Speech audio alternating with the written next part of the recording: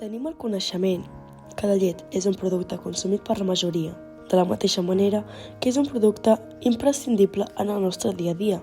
Si ens endarrerim en el temps i trobem que la llet no es consumia en la mateixa quantitat de que ho fa avui dia, ja que era considerada com un luxe per a molts i es reservava pels més petits i els malalts.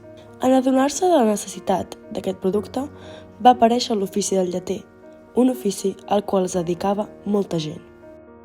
Situem-nos concretament en la Vall d'Uixó.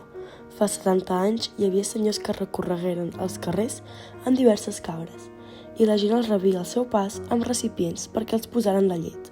Inclús també hi havia diverses senyores amb vaques per portar a terme la mateixa finalitat, per poder avisar i cridar l'atenció de les persones consumidores i diferenciar-se entre la multitud.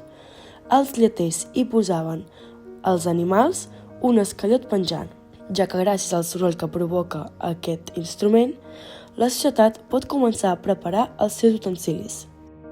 Si hi havia sort, el lleter també podia portar productes essencials per a la cuina, diferents de la llet, com per exemple ous i mantega. Al llarg dels anys, després de la Guerra Civil, aquest costum es va perdre i eren els propis amos de les vaques o les cabres els que portaven la llet a les cases.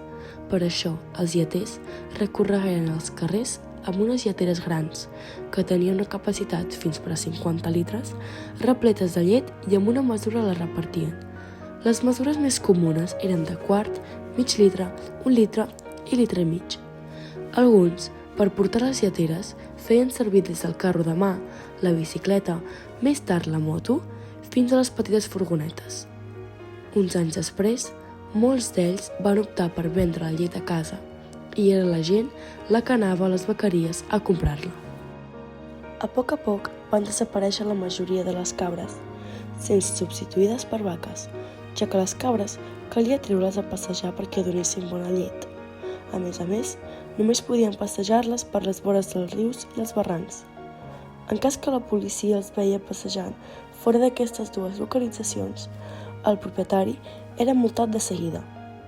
Les vaques no donaven gaire problema, no feia falta treure-les, estaven bé en els estables.